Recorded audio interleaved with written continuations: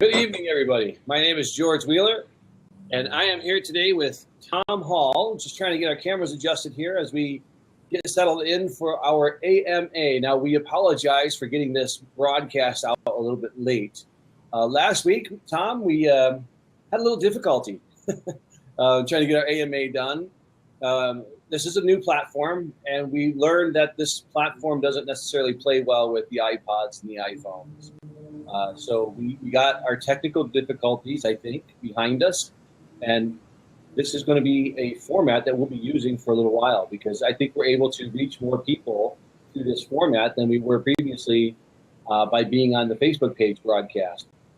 So this is the Global Security Leadership broadcast that we generally do, but we're trying something a little bit different today, and that is an Ask Me Anything, an AMA session where we allowed people to come in. You can come in live, go to the chat section, or down below this video, there is a section for questions, and you can type a question in, and then anybody else who's viewing this, you can vote on that question to bring questions up to the top that you think you definitely want us to catch during the session.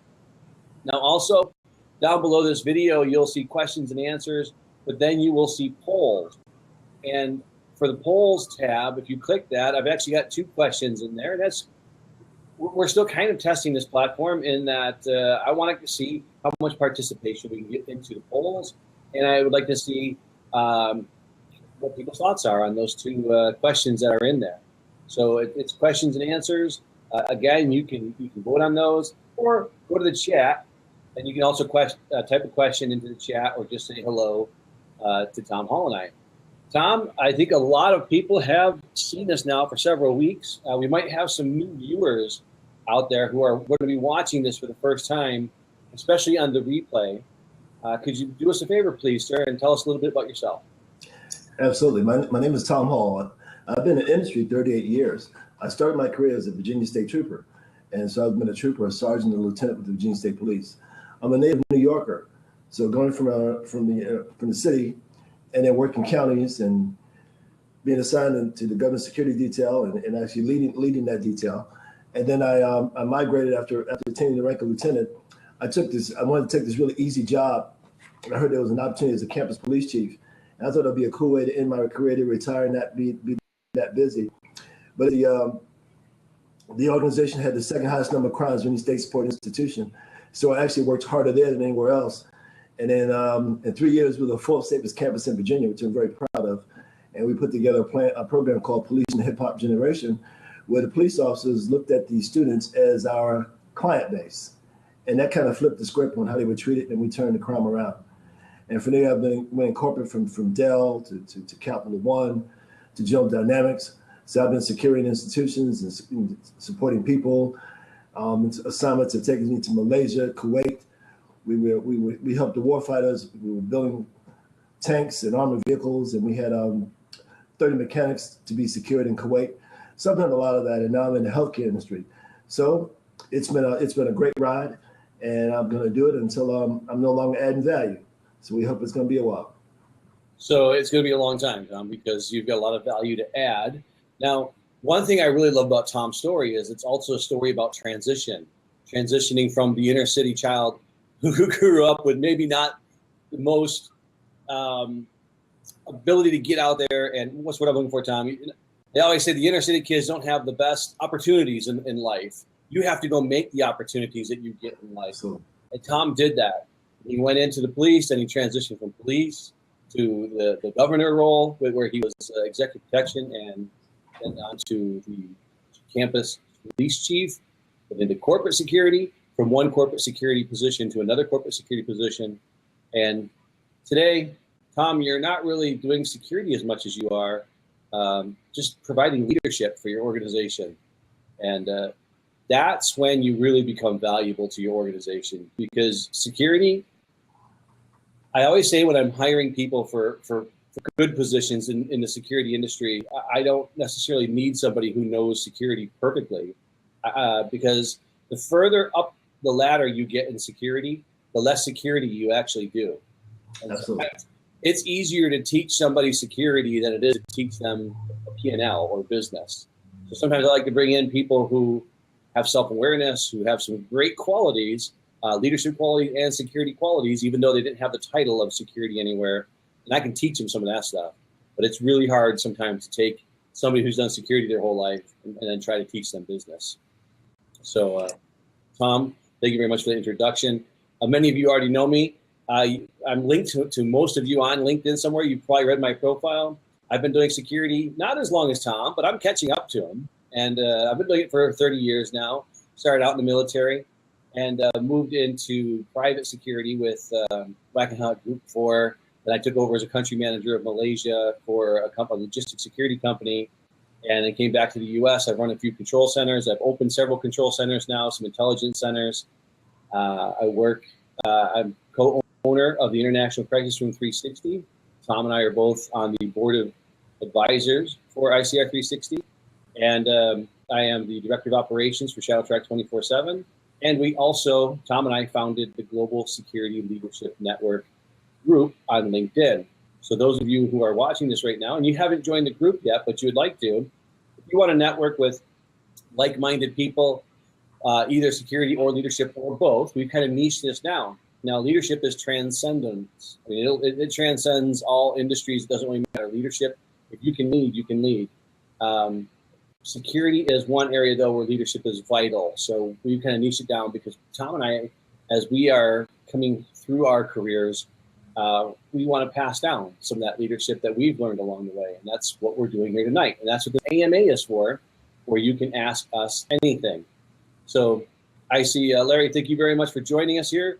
And again, anybody who has any questions, you can go ahead and just type your questions into the question and answers, and we will answer anything you have. However, prior to this and prior to last week, before we had our technical difficulties, Tom, we received about 15 questions from people. So we're going to go ahead and start answering some of those questions that were emailed to me or they were sent to me via LinkedIn. And that's another format which I use a lot is LinkedIn. We'll announce when we're going to do our AMA sessions, and then you can always send us questions. We'd be happy to answer anything that you have. It's called Ask Me Anything, but honestly, it's really Ask Us Anything about security and leadership. Because if I say Ask Me Anything, I'm opening myself up to a lot.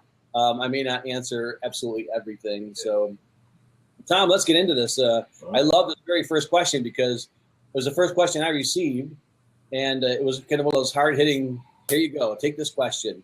And that is, how can I brand myself as a leader in the security industry? Tom, what's your thoughts on that? Well, first thing, you have to keep brand yourself, period. You know, your brand is something that sticks with you the rest of your life.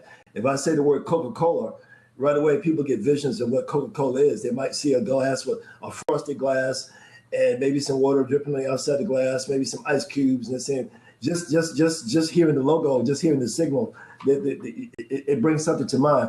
So when someone says your name, John Smith, what comes to mind? That's your brand. It's John Smith Incorporated. So what does your brand stand for? It's not so much of having a brand for security. It's about having a personal brand, period. And everything you do is going to be associated with your brand.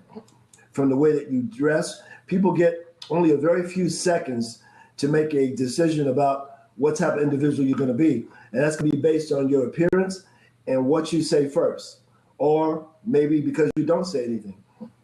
So you get these very, very few seconds to make a first impression. So your brand is everything. That's your calling card. I mean, I haven't looked for a job since '79 because someone's always calling me about an opportunity because of my brand. You know, so if you want to move up in business, it's your brand. It's kind of like body odor. Your body odor kind of gets there before you do. And if it's a foul body odor, well, you've been impacted, my friend. So you don't want your brand to stink, okay? You want your brand to be perfumed. You want everybody to get a whiff of that. It's kind of like having a rose, George. If I give you a rose, the scent stays in my hand.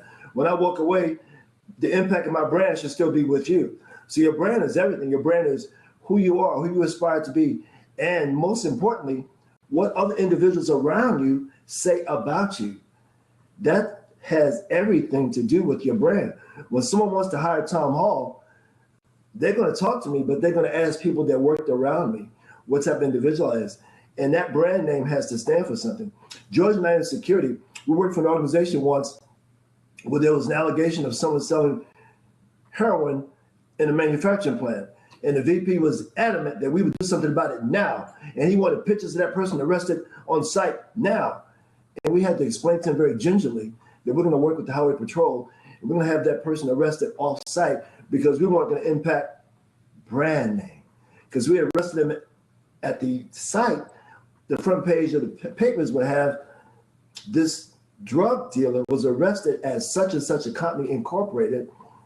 Security team led by such and such and such and such did this. That's not the brand recognition that we want. So your brand has to be favorable as much as possible, and you do everything you can to bring favor to that name.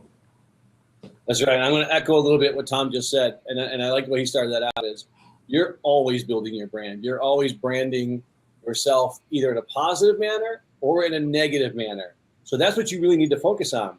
It's not how do I brand myself? You're getting branded all the time. How are people perceiving you? Yes. And that's what you really want to focus on. So you see somebody who is kind of that person that you admire, that they have qualities that you think that you would you want to exude those same qualities. Well, you have to think, what kind of person do I need to become to hold those same qualities? Am I the guy who comes to work and I try to be everything's official, but as soon as 5 o'clock hits, man, I'm not putting in any overtime. If my relief isn't here yet, that's their problem. I'm leaving. I'm walking out the door, and c'est la vie. Then I'm going to go for drinks. I'm going to have a good time and come back in the next day smelling like alcohol. I'll tell you what, you only do that a few times, and it's going to take a lot of really good notes to kind of overcome some of that. And Tom, they always say it takes like 13 positives to overcome 1 negative.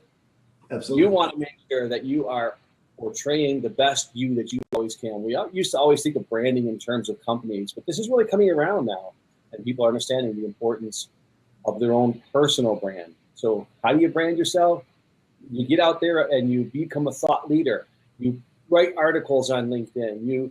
You post on LinkedIn. You make positive comments on LinkedIn. And if you don't agree with somebody's comments on LinkedIn, you don't get nasty to that person about it. You don't tell them that they're stupid for their opinion that they have. You make a very good argument. If you don't agree with what they said, try to give a different opposing opinion of it, but make it about the matter at hand, not the person, because I see this so much. And it's one of the things I can't stand on LinkedIn or Facebook or some of these others is these personal attacks that people have. All you're doing is making yourself look bad, especially on a site like LinkedIn where other people are looking at this and they could be higher positions than you, and all of a sudden, next thing you know, you're looking for a position, and weren't you the guy that wrote that article or that comment on my link? Or you don't want to do that. You're better than that. Professional courtesy with everything you do. Absolutely. Just remember that your brand is always being impacted. So you just want to be smart about what you're doing. Get out there. You are the sum total of like the 5 closest people to you. Look at the 5 people you're hanging out with. If they don't have the brand you want someday, find 5 new people to hang out with that do have that brand that you want to get portrayed one day. I like that's kind of how I answer that one. Tom, number 2 is everyone in our organization can recognize my boss is not a good leader, but no one was willing to do anything about it. What should I do? Well, I've been in the industry long enough that I've been that guy. What am I going to do about it? I'm going to do the best possible job I can do. It's actually not my job to manage my boss, but I can only imagine from a perspective of subordinate. I'll manage up the best I can, but it's not my job to manage him. My job is to perform in such a way that I actually make him look good. So your job is to just do the very best that you can do. Your job is to bring it and give it 100% each and every day, regardless of his performance. You want to show that you're still getting it done. You know what's dynamic? When someone recognizes, well, I realize the manager is not that great, but gosh, George is outstanding. There might be an opportunity for George on my team. So the world's still watching your personal brand. So just because, your boss is a knucklehead, you don't have to aspire to be one. You set the example and you set the tone for him. I've learned a lot from bad managers. One of the best lessons I've learned is how not to manage. And that was early on in my career. I had some awful first-line supervisors, and I learned how not to lead people from them. Thank you for that opportunity. That was a learning opportunity, working with those guys that did not lead very well. And that's, if I have somebody who is a boss and it's kind of like, yes, everybody in the entire organization pities you because you report to this person. You don't talk bad about that person. Once again, remember your personal brand. You don't be the person going out behind that person's back and talking bad about them. Now, you don't have to artificially inflate them because everybody knows that you're just being a suck up. And that's probably the best way I can put that. You don't want to do that either. But you need to step up and be the person that your boss isn't being. And I hate to say this, and a lot of people are saying, well, why should I pick up their slack? Because you just, a question before this said, how do I improve my brand? You improve your brand by showing your professionalism. You improve your brand by filling those leadership gaps that exist within your organization. And when you start filling those gaps, people are going to recognize that. Sometimes you may do this for a little while without any real recognition. You might not really think you're making any headway, but somebody is watching you, I guarantee it. Absolutely. And somebody's going to notice. They're going to notice if you do the bad things. They're going to notice if you're talking bad about your boss because they're not a good leader. Why would they promote you? Because you might talk bad about them, right? You always want to be the professional in this situation and just fill those gaps that your organization has. And then someday somebody's going to recognize that. Maybe, if your boss is holding you back, then you need to talk to somebody else. Because if on your performance reviews or if something happens and you feel like your boss is holding you back, then you need to go past your boss and you need to have a discussion with somebody. Because I guarantee if everybody recognizes this and they see you as being held back within your organization, if that organization cares about leadership and that organization cares about you, they're going to take care of you. So make sure you tell somebody in a good position that you would like either to report to somebody else or ask how you can progress in your career, however it works. And the one thing I'd like to add to that, Joe, is you mentioned about, if you're working for this manager that's not very effective, make sure you do your best to manage your career with him. So that you sit down, you have things in writing, make sure you're well aware of what your goals are. What are the goals that you're supposed to be obtaining? And make sure that you're having your routine one-on-one meetings with your manager so you can make sure that you're hitting on all 8 cylinders. You're doing all the things we expected. And if you run into an obstacle, make sure he knows about the obstacles. And make sure you do as much in writing as possible so you can prove, because a performance review shouldn't be a surprise. So, if he doesn't have routine one-on-ones, then you arrange him, so, be to my advantage, sir, to support you, to meet with you a minimum of every 2 weeks. And if he doesn't have a format, you develop the format. If you need help, write us. Put together a one-on-one format where you're showing him these are the major things I'm working on, these are things I'm challenged with, and you're forcing him to lead. You're forcing him, but you're also making him look pretty good because you're saying, this is going well, sir. I exceeded expectations here. I'm doing this. Is there anything else I can do for you while I'm here? So you're going to make him look good and you're going to make yourself look very, very good. But you have to kind of manage the relationship with him. I'm not saying manage his performance, but manage the relationship. That's very good advice, Tom. And I have to tell you that I've actually gotten positions as my career was progressing because I made my boss look good. And that's what you always want to strive for. Again, you never want to talk bad about them. You always want to fill in those gaps. But in doing that, you're probably going to make them look good. But that's fine because it'll always come back to you. And that's just kind of karma as far as I'm concerned, Tom.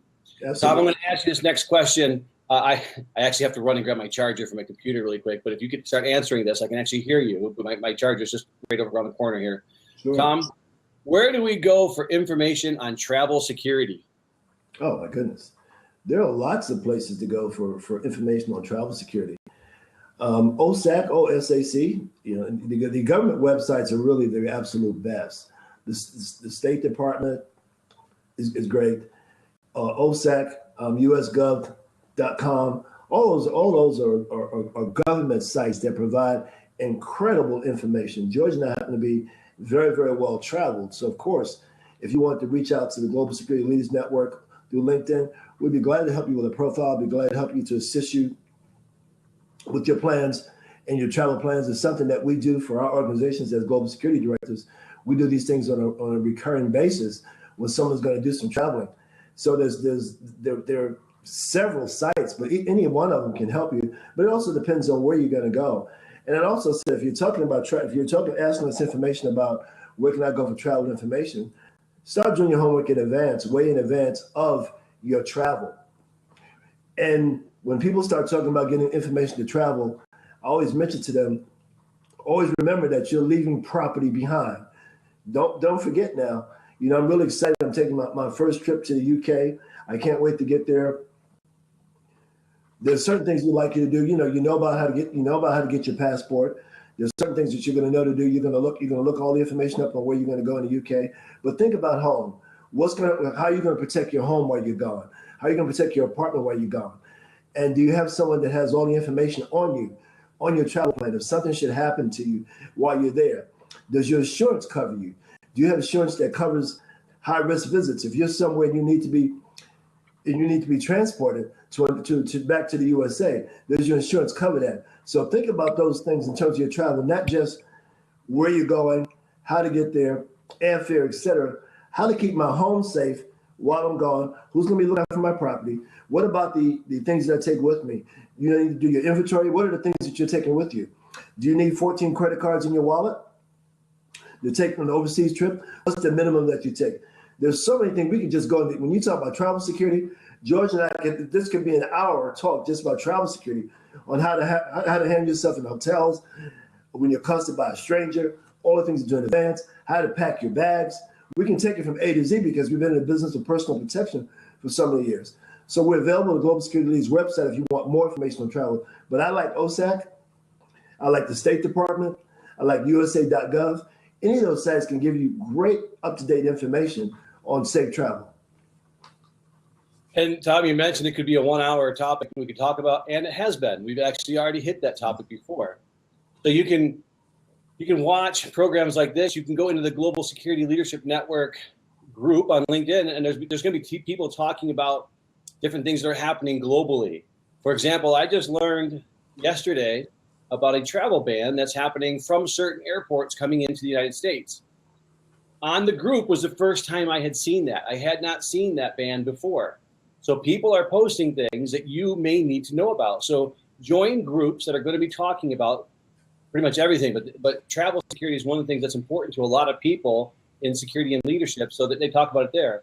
On the ICR 360 website, well, of course, I'm biased towards that, Tom, but I think that's a great website to go to because there's hotels on there. There's all of the travel warnings that have come in from the State Department, from the English equivalent to the State Department. I think Australia is equivalent to a State Department. Plus, we'll post information on there from OSAC and several other organizations.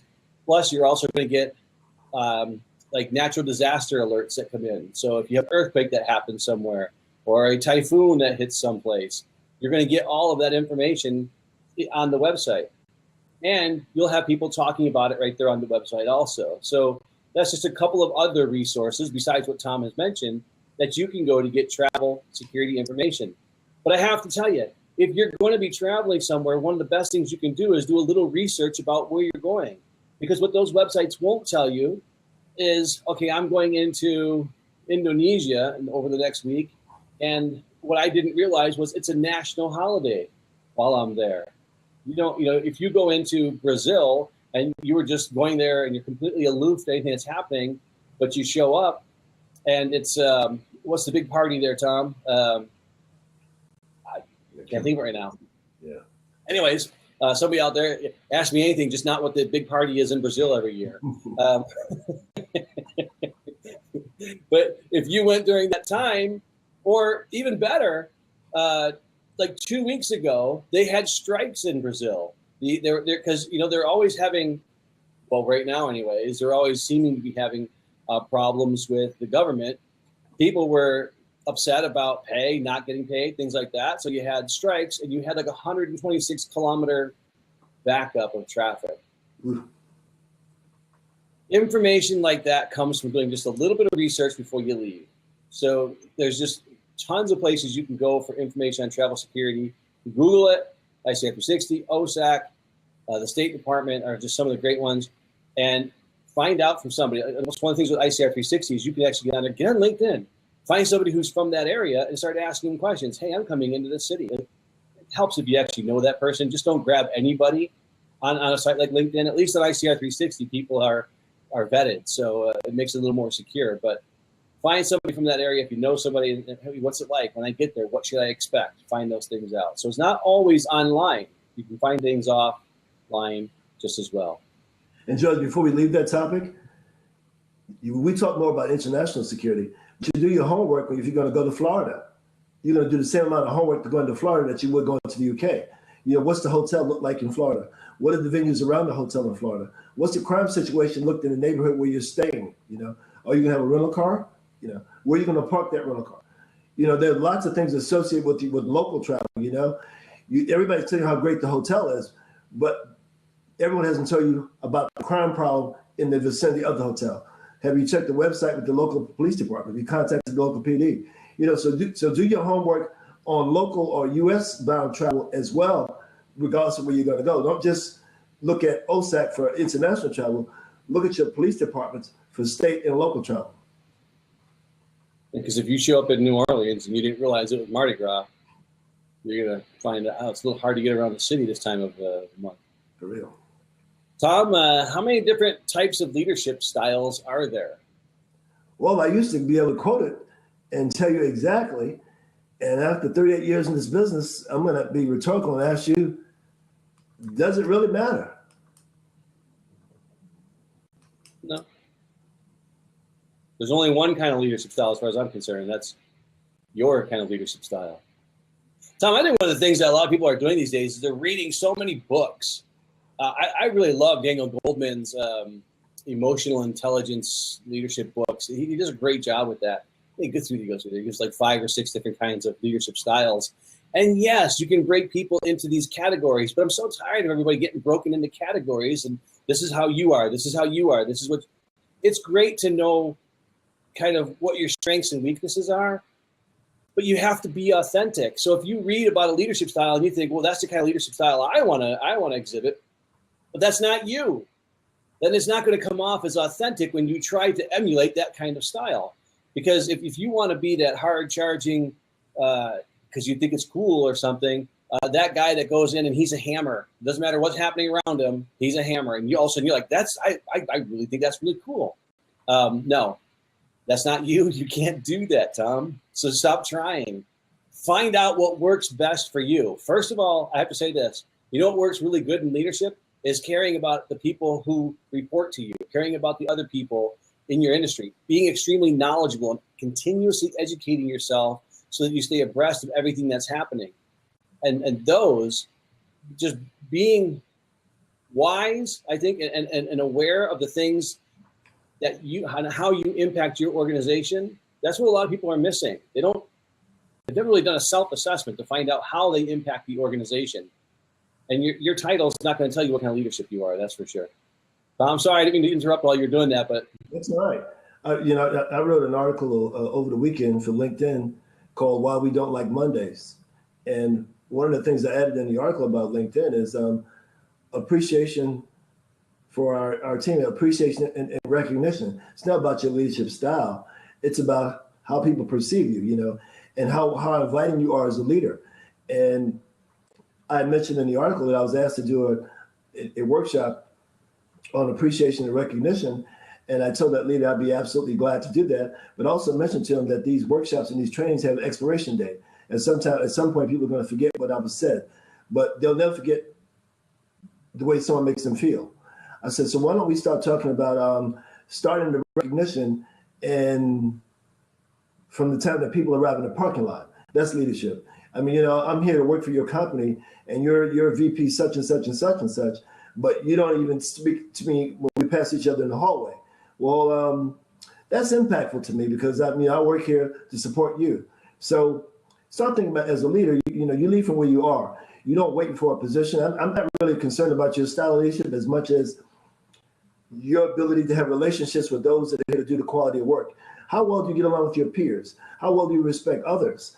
You know, what type of relationships are you engaging in to put careers forward? At this point in our careers, George and I are about the serious business of mentoring and invigorating the career of others so they can go forward.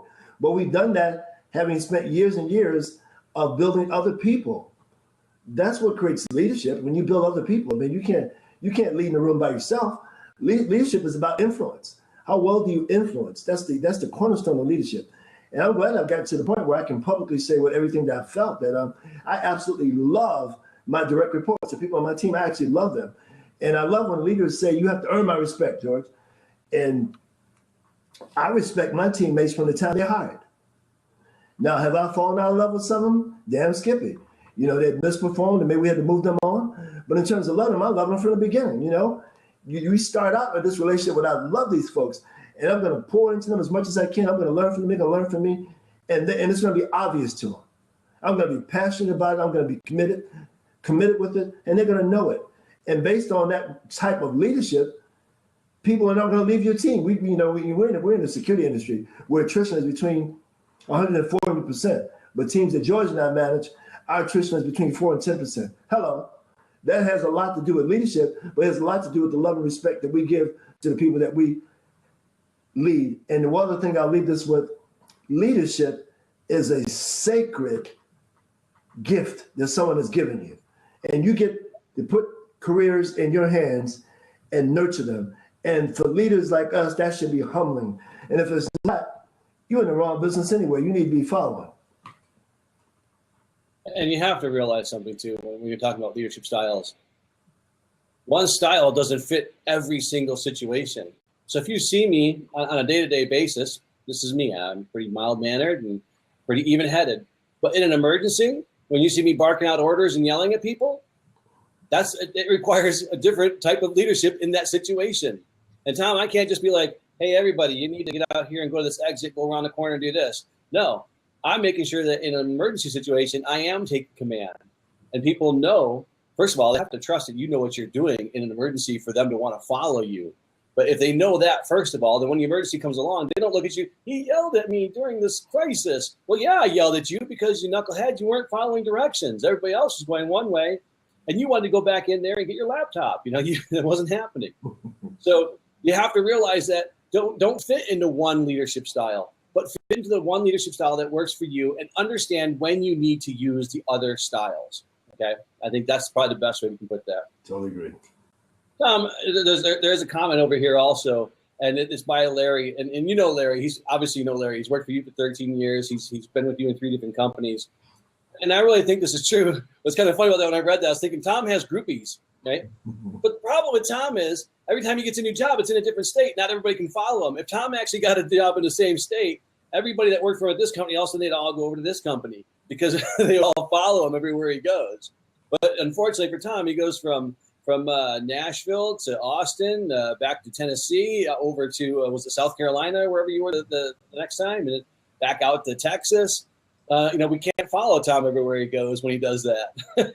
So Larry, we appreciate that comment, and you're right. You're very fortunate to have an opportunity to work with Tom for all those years. So Tom, how often should security assessments be performed? I mean, you can look at websites, or you can in groups that you're associated in, they can give you information on that. But you reassess based on changes to the profile. We're bringing in a new site. We're bringing up a new site, right? So now of course, we're going to do some assessments as we put in new equipment at that site. But now it's a great opportunity to go ahead and assess our other sites. We've had a breach. We've installed some new equipment. Anytime there's a change, anytime there's an anticipated change. So anytime is a good time to reassess, do a reassessment. So I don't think, we're going to reassess every quarter, or we're going to reassess every 30 days. We're going to reassess when we need to reassess, which means anytime there's a change. Maybe there's a change in our processes, and we're changing our process, and we're going to be doing things a different way. That's a great time now to do an assessment. Yeah, but I'm really glad somebody asked this question, Tom, because I think people think of security assessments as something that's extremely rigid.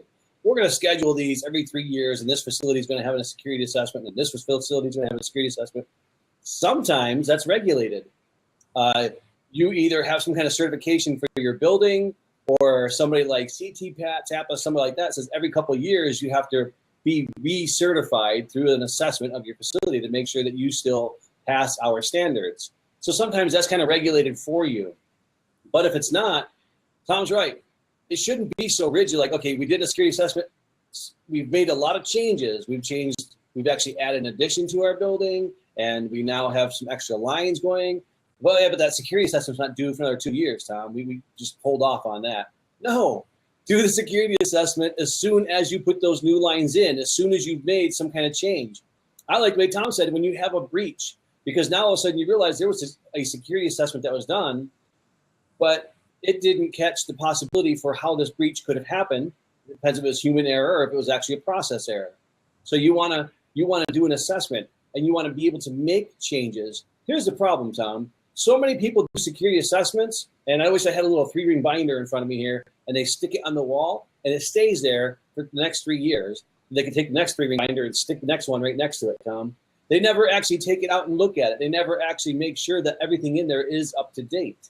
So it's not just something that you do and then it becomes a trophy or a file in your computer. It's a living, breathing document, and it should be updated as things change. And that's when security assessments, unless it's regulated, should be done. But even if it's regulated, still do your security assessments. That way, when it comes time for your next one, everybody always scrambles when that assessment is due. But you don't have to scramble if you maintain it properly throughout kind of the lifelong of the business. You know, George, back in years ago when you and I both were working at Dell, and I had the pleasure of working for a vice president there named John Schaefer. And the reason I say his name is because it's something that I admired and I learned from him. We knew that every one of our sites was going to be challenged at some point. Someone was going to come and challenge our sites. They were going to come and see what they could do in the parking lot. They were going to see if they could regain entry. They were going to see if they could get on our rooftops. They were going to see if they could steal our properties. They were going to see if they can get inside our trucks. We knew during the course of a year, our sites were going to be challenged. Did we know when? Did we know by whom? Or would it be a team of folks? We never knew that. But you know, if you're going to work for John, your sites are going to be challenged, and you better be up to the challenge. So we knew we had to be up to snuff 24/7 because you never knew when the challenges come. I learned from that. And I remember being in the parking lot talking to this guy, asking for directions, not knowing that this the guy was there assessing my site. He was asking several questions. And they were just, you know, do you know what the nearest store is here? I'm moving to town. This is my car over here. And I should have known, but I didn't. And he challenged my whole site. And I remember getting the report back. And then I remember meeting him, and all I could do was laugh. This guy was, you know, coming in to reassess what I assess on a regular basis. And that was good learning for us. And we knew we were going to be challenged every year. But it kept us on our toes. And I just thought it was great training for me. And Tom, don't wait until you have a breach or something happens before you make the changes to your program that you already have in place. Exactly. You want to always be asking, Tom and I talk about this all the time, that what if. If you're constantly asking the what if, and all of a sudden you're challenging what you've already got established, that allows you to, again, be flexible in your security assessment usually leads to some kind of continuity plans that you put into place to keep your facility secure. Absolutely. And you want to be challenging them all the time to find out, is there something we're missing? Is there something we can do better? Is there something more efficient? And then if you continue doing that way, you don't have to wait for the breach or wait for the changes to happen. You're just making it better for everything. You talked about in the very first question, how can I brand myself as a leader? Constantly be asking those questions and bring those suggestions up to your leadership and other people. Now, they're not going to take everything you say and say, that was a great idea, good job. Sometimes they're going to look at you and be like, well, the reason we don't do that is because of whatever it is. And sometimes they're a little condescending when they say that. It doesn't matter. You just keep thinking about how can I make this better? And eventually everything will be better or as good as it can get. Tom, the next question. The world seems to be in complete turmoil. What can we do to make it a better place? Well, if most of the folks that I'm speaking to out there in the security industry, the first thing we can do is, you know, we're responsible for security in the environment. And the first thing we can do is make sure that the materials or the populations that we're securing are safe and secure. That's number one. We'll help the world make the world a better place. Now let's be better leaders and let's be better stewards of those things that we're responsible for. So we have to start real small. So from where I live to where I work, I want all those environments to be safe and secure and be very, very comfortable. I can't impact the whole world, but I can impact other people that can go and impact the whole world. So it's going to start, you know, you build a building brick by brick, right? You save the world person by person. You're the guy that wants to save the world, but you don't speak when I walk past you in the hallway. I mean, so you got to start there. So it's got to start with our relationships. So if you want to save the world, start saving the folks that are closest to you. You know, start doing some things in the community. You know, how about getting some socks for the homeless? You know, you want to save the whole world? Start small. Save the person next to you. The person comes to work and his clothes in disarray and he's got a black eye. That might be a good time for you to ask Jason, is he okay? Do we need to intercede to find out what's going on with Jason before somebody comes near and black one of our eyes? You want to save the world? Start with Jason. You know, the guy is sitting in the parking lot and he's sitting on top of his car because he has lost all his resources. He has nothing. You just walk past him and says, man, that guy looks like he's down and out. Yes, he is down and out. And he's having a hard time. But maybe if you would come over and just have a few moments with him. So you want to start changing the world? Do it one at a time. Do it for the people that are right in front of you. You're going to walk past people that need your help. George, I'm a movie buff. So we go to the movies a lot.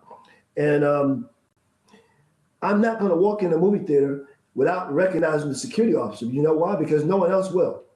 Because to everyone else, he's faceless and he's pointless, and we don't have to speak to him. And he's not a real human being. But if the poo-poo hits the fan, we want that security officer to save us. Okay? Well, what should we do? Where should we go?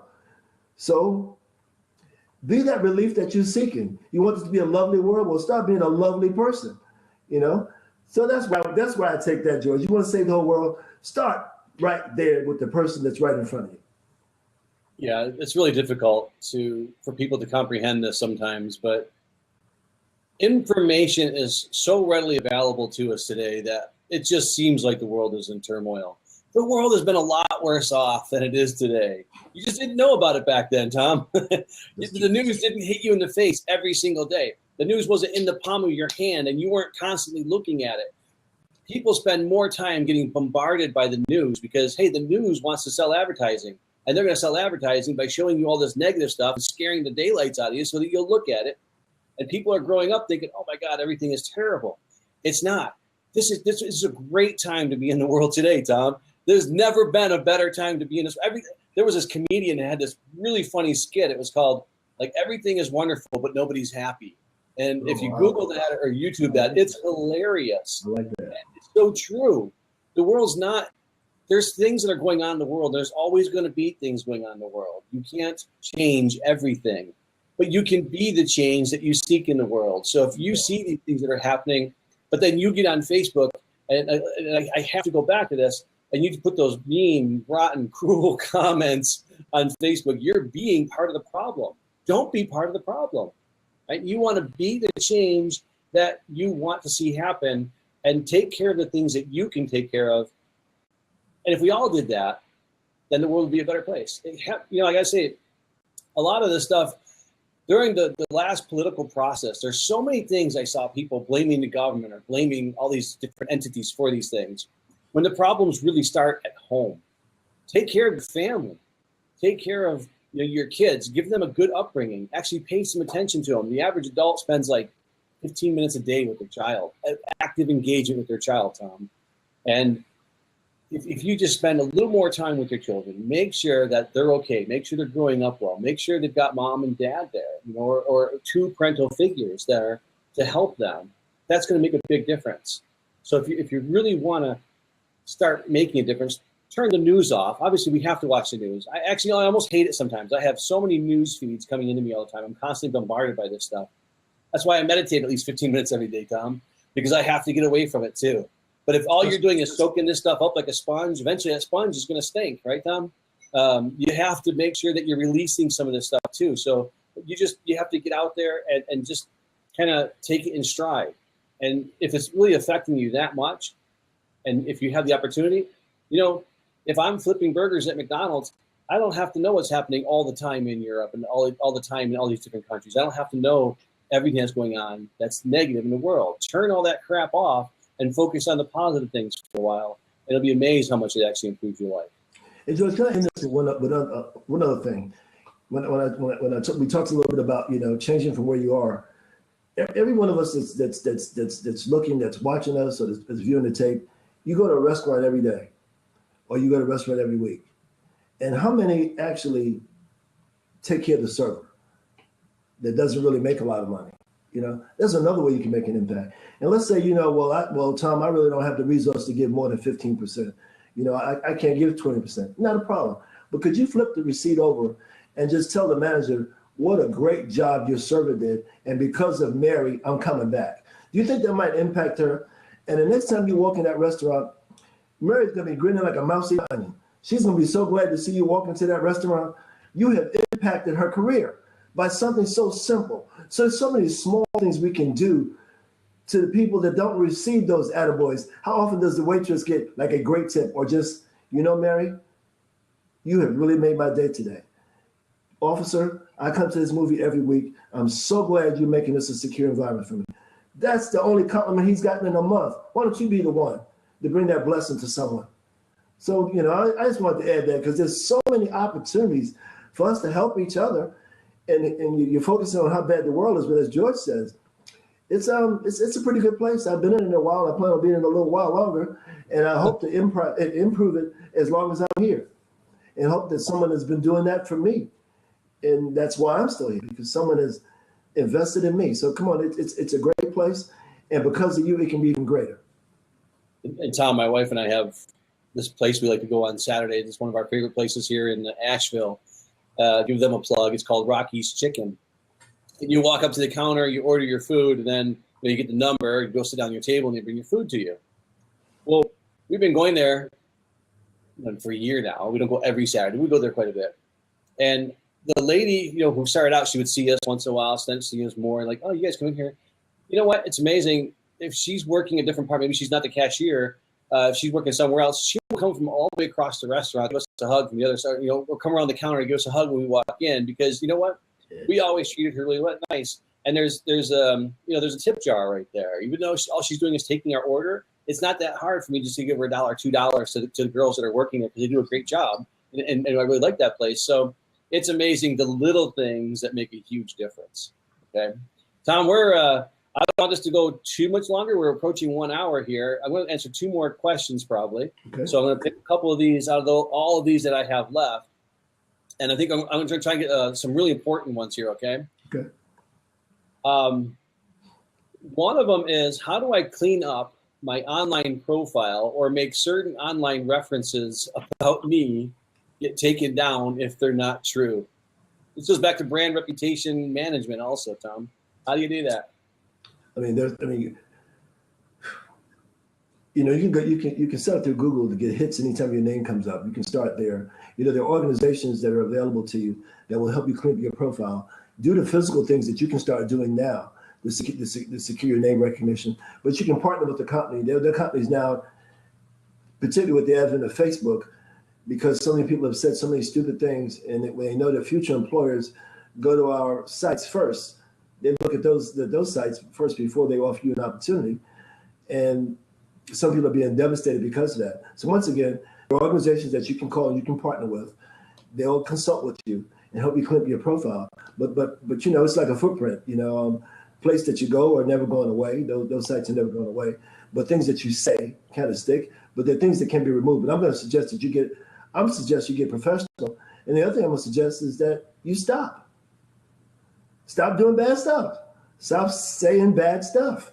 You can clean it up, but then if you just keep saying bad things and mean things to people, stop being so hateful. Show some love. Come on. Maybe the politician that actually asked the question. I don't know, but drinking that quart of Haterade every morning, you may want to cut back a little bit. When you have a negative online reputation, or there's some place that you are online that maybe somebody just doesn't really particularly care for you for one reason or another, so they're saying things about you online. Well, if it's an organization that actually says something about you and it's not true, and you can prove it's not true, you can actually email them, write them a letter, call them, and you can request they take that down, as long as you can show to them that it's not true. Now, if it's online and it's posted in that manner, you'd have to check with somebody who's actually does this for a living. But if they don't take it down, there might be some recourse that you have against them. Everybody, of course, we all know that if it's slander or if you're defaming my character, you can actually sue people for stuff like that. But you have to have really good proof that what they're saying is not true. And second thing is, it's just like organizations, when they have a post on Twitter or Facebook or something and somebody says something bad to them, they're just like, whoa, that wasn't good. We'll just sit here and wait this one out, make sure that one goes away. No, engage that comment. Show people, tell people why it's not true. Don't just sit there and pretend it didn't happen or just let it go. if you see on LinkedIn, I've posted things that have gotten some people really riled up. I love good discussion, and I'll post things on there to kind of create the discussion, and I'll leave it with questions. And I almost always do this when especially if I know it's a touchy subject. It's kind of the elephant in the room, Tom. Everybody knows it's there, but nobody wants to talk about it. And I'll talk about it because I want people to talk. It's the only way you'll ever flesh things out and start sorting things out is to get it out there. And I've done this where I've put something out there about it. It's kind of, I try to remain factual and keep my opinions out of it. This is what I know about this. And maybe I'll even compare some things in there. Man, the election was a horrible time. I did one post one time and it was just, I had questions at the end. Nobody answered the questions because I thought my argument was pretty good, but they didn't answer my questions or even talk about the argument. I was just a horrible person because I said negative things about that particular political party. Now, I learned things from that too, Tom. So I don't do that anymore because, quite frankly, I just don't need it. But every time somebody made one of those comments, I came back and said, well, you really haven't answered the question. I said, actually, just saying something negative about me doesn't make it the problem any better or worse. I'm looking for new information. I'm open-minded. If you can tell me why this isn't true, please help me out. But rather than doing that, it was just, you call yourself a security professional. I sit back and I can laugh at stuff like that because I don't take myself so seriously that I'm like, oh my God, somebody said something really bad about me. No, well, that's fine. If that's what you think, that's fine. But let's talk about it. Let's continue talking about this. But the problem was nobody talked about it, Tom. I couldn't get a single response it was just like I got for every 10 or 15 thumbs up or likes, I got one person who'd get in there and be like, oh, you're an idiot. But never actually told me why. It was just because I didn't agree with the way they feel or with the things that they think. But, when you do stuff like that, just be prepared. If I had shot back by calling those people like, you just don't know what you're talking about because you're this and that. Now I've got a problem. Absolutely. You've got a problem. If you have an online reputation problem, don't make it worse by attacking other people. Absolutely. And God, we see this every day in the news now. Somebody's got to stop because it's just going to keep perpetuating. Now the media loves it because this is really helping them out. But they're part of the problem, not part of the solution. You can be part of the solution. Yeah, there's two things I want to add to that, George. I started my career as a Virginia State Trooper. So obviously I started in 1979 in the Commonwealth of Virginia. And let's be candid, there weren't a lot of troopers that looked like me back in those days, right? So there's a lot of folks that wanted to act a certain way when I was confronting them. But I always lowered my voice in these conversations and would force them to have to lower their voice to hear what I had to say. That was one way that I took the edge off. Then I remember, I think, George, you and I worked together, I think, from maybe 2000 to maybe 2004, 2005, those years, I believe. Yep. That's correct. And then you went to, you took an opportunity in Malaysia. I hadn't seen you in years and years. And someone got in touch with me and told me that, hey, man, there's some guy that's been writing about you, man. He's got like this blog about you. And I said, wow. He said, what's he said about me, man? He said, yeah, man, the guy just writing stuff about you, Tom. Man, you may want to check this guy. I said, who is this guy? He said, I don't know, man. Some guy named George writing. So I'm doing this searching on the internet, finding who's this guy, man, is dogging me out. I'm already thinking it's negative, and then I find it's George. And George started a blog about how impactful I was to his career. And I was saying, oh my God, I hadn't seen George in years. And it was all positive.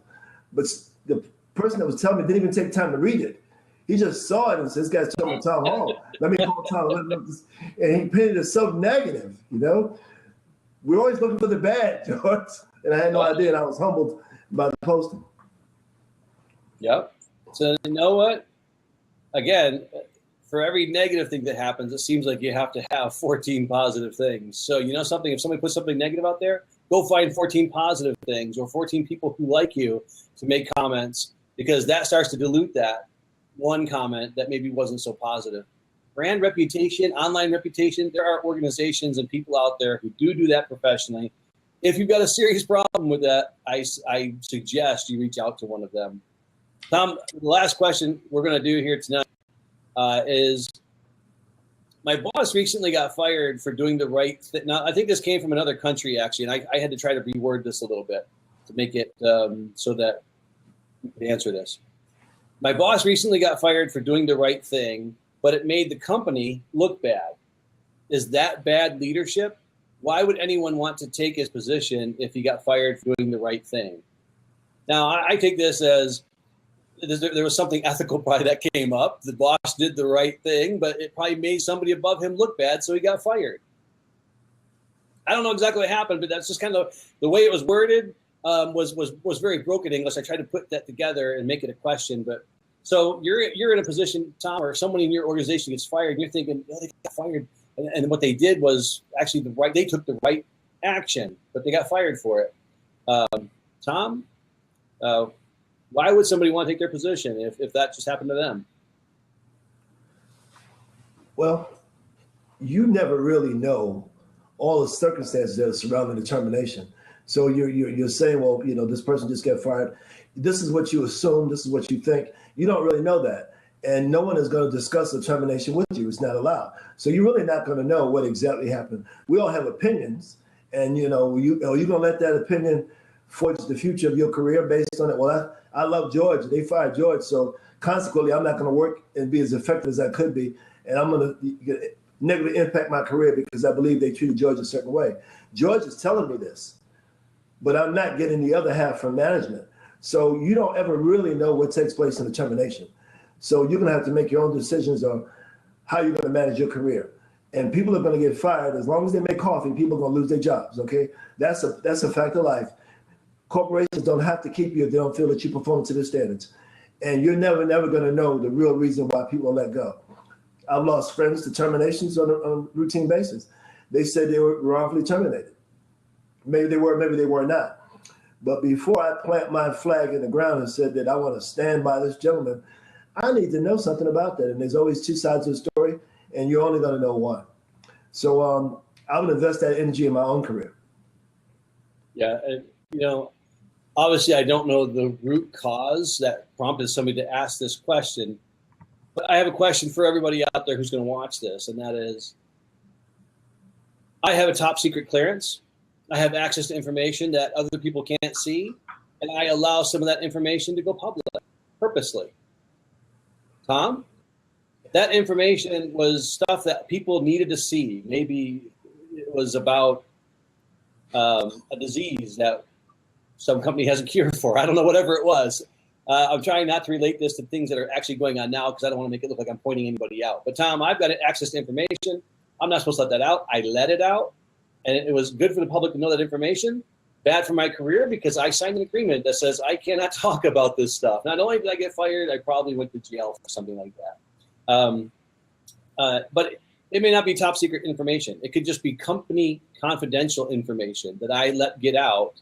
And I signed a contract often when I started with that company that said, hey, I can't talk about this stuff. Or it might be a new product that's coming out, and I'm leaking information about this product 3 weeks before its actual launch, Tom.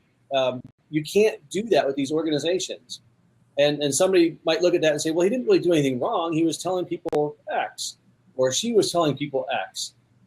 But in the company, they can't, because this came from another country, it's hard to say. I can tell you this in the US, there are laws that protect the employees. If you're in countries like Brazil, there's a lot of laws that protect the employees.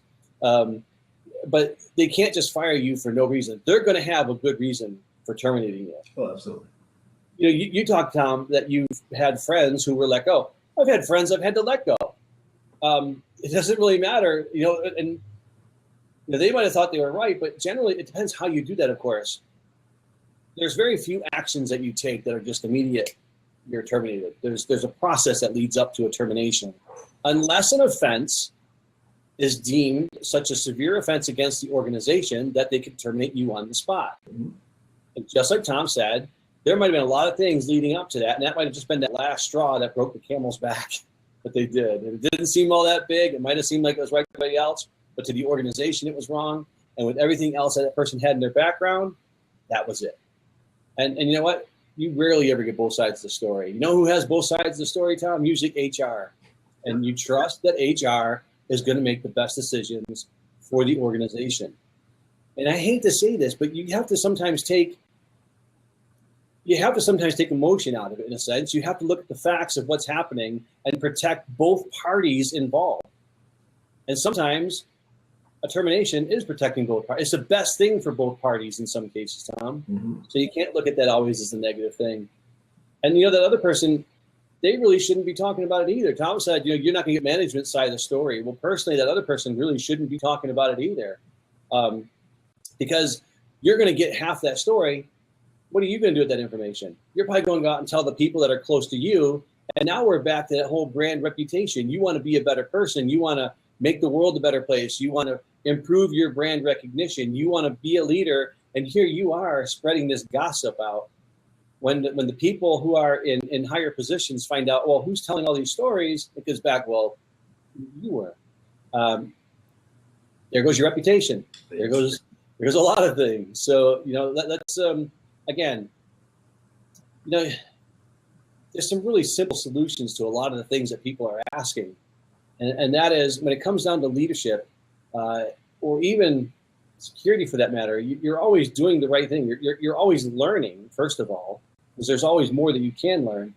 You never know so much that you want to be so rigid that everybody else is wrong. You just can't see anything else being another way than the way you know it. And unfortunately, that's the way too many people are today.